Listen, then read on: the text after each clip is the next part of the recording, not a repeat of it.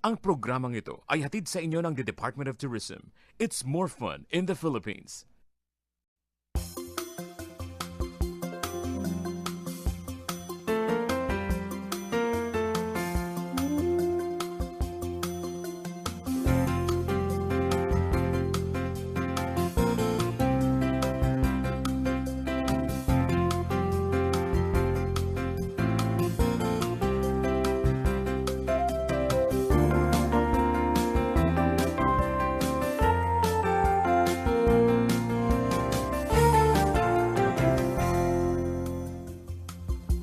Good morning, Pilipinas! Ngayon po ay Wednesday, November 22, 2017. Ang lingkod Aljo Pendio partner. Welcome back!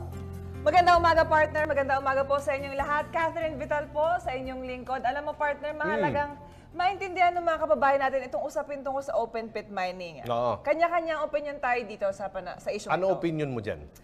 Personally, sa tingin ko, marami pang ibang industriya na pwedeng explore Tama. kaysa sa open pit mining. Kasi sa nakaraan, laging talo yung Pilipinas Totoo yan. Oo. Kasi yung mga likas na yaman natin, imbis na ma-enjoy natin, napupunta sa iba. Tapos pagkatapos, kawawa na yung mga dagat natin, yung mga kagubatan natin. Meron naman tayong batas, writ of kalikasan, continuing mandamos, no? Mandato at responsibilidad ng bawat isa, lalo na ng mga opisyal ng lokal na pamahalaan na pangalagaan ng kalikasan. Ito kasing open pit mining, ayaw ng Pangulo dyan eh. Kasi nga, nakikinabang dyan malalaking korporasyon, kawawa naman yung taong bayan. Oo, sinasabi nung iba na merong trabaho. Pero at the end of the day, sa sobrang lala ng sitwasyon ng ating kalikasan, tayo yung mas nawalan yung mga isda, hindi ka na makakapangisda sa mga dagat tsaka sa mga ilog. Tsaka yung mga gubat, nako, how many decades or even centuries bago yan ma-recover ulit? May isa pa tayo ha, 4,000 barangays drug-free na. Pero good job. magandang balita yan, pero may mga mangilan-ngilan pa rin nakakalusot na mga adik ha, mga pumapatay na mga dalaga. Talaga naman itong mga Nakakainis yan, no? Parang nagkaroon daw sila ng bagong confidence dahil nawala na yung Oplan Tokhang. Kaya kasi kulang talaga ang tauhan ng PDEA. Kaya nais ng iba, ibalik na lang yung Tokhang sa PNP. Para lumaban na lang kayo, di ba? Bumunot ka ng baril. Etong mga adik, sa Pasig may pinatay na naman dyan, babae. Grabe. At saka sa Lucena, naiwan pa yung kutsilyo sa mata. Dalaga, Gilbert. Grabe ang Bira to, tindi. mga Kaya adik sa na to mga talaga, kababaihan, dapat marunong tayo ng self-defense. Tsaka huwag na tayo Tama. lumabas pag gabing-gabi na. Tama. So alamin natin mula naman kay Attorney Trixie Jafar ang lagay ng panahon ngayong araw. Attorney Trixie, magandang umaga.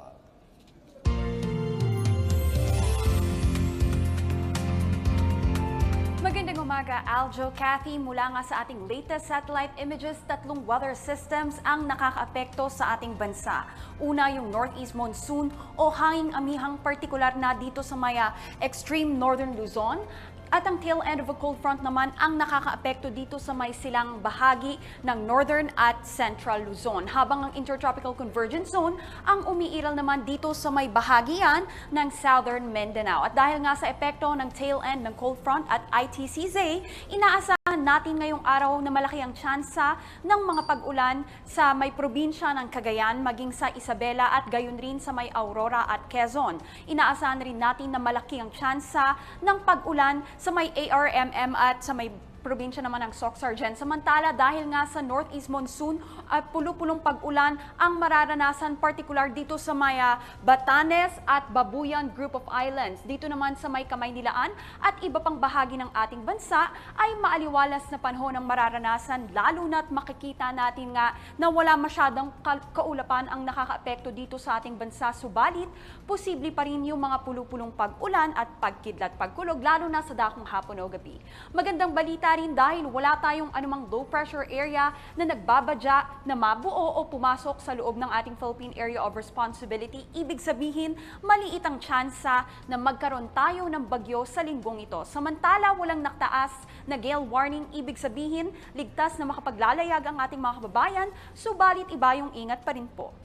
Dumako naman tayo sa lagay ng panahon ng mga pangunahing lungsod sa labas ng Metro Manila. Magpapatuloy ngang makaranas ng generally fair weather condition ngayong araw, maliban na lamang dito sa tsansa ng partly cloudy skies with isolated rain showers, particular yan dito Sa may Baguio, Tagaytay, Bacolod, Cebu at Davao. Ang maximum high po natin sa Baguio aabot hanggang 23 degrees Celsius yan, habang sa Tagaytay hanggang 29 degrees Celsius naman, at dito sa may Bacolod, maging sa may Davao, pinakamataas ang temperatura dahil ito'y papalo hanggang 32 degrees Celsius, habang sa Cebu naman ito'y aabot hanggang 31 degrees Celsius. Ngayon, silipin naman natin ang lagay ng panahon dito sa Metro Manila sa ating 3-day weather forecast. Magpapatuloy ng makaranas ng maaliwalas na panahon, maliban na lamang dito sa tsansa ng pag-iral ng partly cloudy skies with isolated rain showers lalo na sa hapon o gabihan mula Wednesday to Friday, at ang maximum high po natin dito sa Metro Manila aabot hanggang 32 degrees Celsius.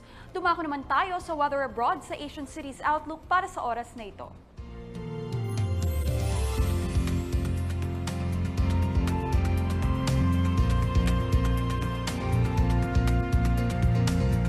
Sumikat naman ang araw kanina 6 ng umaga at ito'y inasang lulubog mamayang 5:24 ng hapon.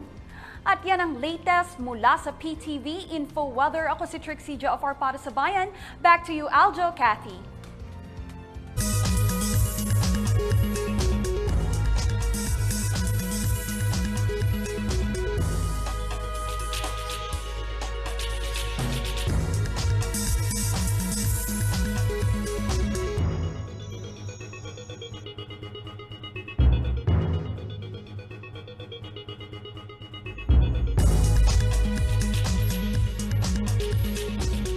Silipin ang iba pang mga balita sa Daily Info. Pangulong Rodrigo Duterte magpapalabas ng deklarasyon para sa formal na kanselasyon ng usapang pangkapayapaan sa pagitan ng pamahalaan at CPP, NPA, NDF. Resulta ng pinakahuling SWS survey hinggil sa pagtulong ng mga Pilipino sa Marawi City, ikinatuwa ng palasyo. Pagdinig ng Kamara sa impeachment complaint laban kay Chief Justice Maria Lourdes Sereno, sisimulan na ngayong araw. At pamahalaan, nakatakdang depensahan ang War on Drugs campaign sa Korte Suprema. Ang detalye ng mga balitang yan sa pagbabalik ng Daily Info.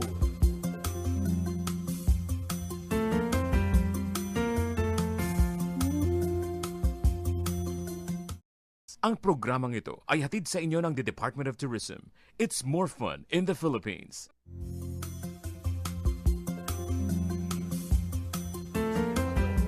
Tuluyan ng kakanselihin ni Pangulong Rodrigo Duterte ang peace talks sa mga rebeldeng New People's Army. At paliwanag ng Pangulo, hindi makatarungan ang ginawang pananambang ng NPA sa tropa ng pamahalaan sa Bukidnon. Ng detalye sa report ni Rocky Ignacio. Magpapalabas ng deklarasyon si Pangulong Rodrigo Duterte para sa formal na kanselasyon ng peace talk sa pagitan ng gobyerno at CPP, NPA, NDF, pati na rin ang paglalagay sa New People's Army bilang mga terorista. Inatasan nito sina Executive Secretary Salvador Medaldea at Chief Legal Counsel Salvador Panelo na bumuo na ng deklarasyon para dito. Tuluyan ang pinutol ng Pangulong usapang pangkapayapaan sa komunistang grupo matapos ang ginawang pananambang ng NPA sa government troops sa Bukidnon na ikinasawi ng 4 na buwang gulang na sanggol.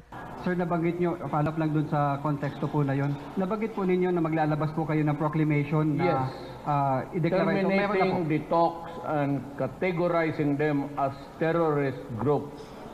It's not an entity anymore worth talking to. Nagbabala na rin ang Pangulo sa publiko na maging alerto sa posibleng pagganti na gagawin ng armadong grupong komunista. Magkagayman, tiniyak nito na kikilos ang gobyerno laban sa banda ng NPA pati ng pagputol sa revolutionary tax. Ipasasaraan niya nito ang mining companies na patuloy na magbibigay ng revolutionary taxes. Because everybody knows, and that is of it's almost a public knowledge that mining companies are contributing to the taxation of the NPAs, thereby giving them also strength, money to buy arms and bullets and all, in their desire to topple down the Republic of the Philippines. We have to talk. I have to talk to them. For those who cannot resist, then you better close up. I can always invoke the higher interest of the dangerous tendency rule of capitulating to the pressure of the communist. Kasabay ng gera laban sa NPA, hindi rin natinag si Pangulong Duterte na alisin ang ban sa open pit mining. Ayaw ko because it is destroying the soil, the environment, at walang corrective measures kaagad. Ninabali sana na may makita ako ng scrape area when I go back there to visit the place and I could see a lot of trees growing and the environment corrected of its destruction. Pilipino kasi ako, nasasaktan ako sa bayan ko pag ginaganon mo. I mean, it is profit for you and for the NPAs too. Rocky Ignacio para sa Bayan. 26 na mga sundalong sugatan ang muling nabuhayan ng loob at nabigyan ng pag-asa sa pagbisita ni Pangulong Rodrigo Duterte. Tinanggap nila mula sa Pangulo ang Order of Lapu-Lapu Rank of Kampilan Award bilang pagkilala sa kanilang katapangan sa pagtatanggol ng ating bayan. 20 sa mga sugatang sundalo ang sumabak sa gyera sa lungsod ng Marawi, habang ang 6 pa ay nasugatan mula sa magkakahiwalay na engkwentro sa Maguindanao, Bukidnon, Ilocos, Samar, Davao at lalawigan ng Quirino.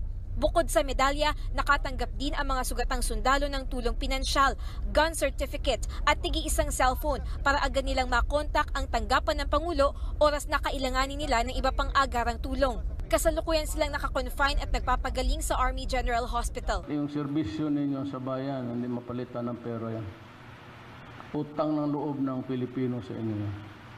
So I'm here to thank you for your sacrifice. Tumangging humarap sa kamera pero laking pasasalamat ng sundalong ito sa tulong at pag-aalaga ng Pangulo. Nagpapasalamat lang ako kay President Rodrigo Duterte na kahit na gaano kalaki ang problema ng Pilipinas, nagkaroon pa rin siya ng panahon para bisitahin kami. Pinadama pa rin niya kung gaano kami kahalaga sa kanya. Sa mga susunod na araw, nakatakdang bumalik sa Marawi City at magtungo sa Holo Sulu ang Pangulo para kumustahin ang mga sundalo nating naka-assign doon. Samantala, sa talumpati ng Pangulo, muli niyang binanggit na mula sa Philippine Drug Enforcement Agency o PDEA, plano niyang ibalik sa pambansang pulisya ang pamumuno sa laban kontra iligal na droga. Kasi kulang nga yung PDEA personnel, 2,000 lang yan, buong bayan. Ibabalik ko talaga yung pulis. Sa huli, muli niyang hiniling ang suporta ng mga sundalo para sa patuloy na paglaban sa terorismo, droga at New People's Army na kamakailan nga ay sinabi niyang plano niyang i-classify bilang teroristang grupo. Sweden Velado para sa Bayan.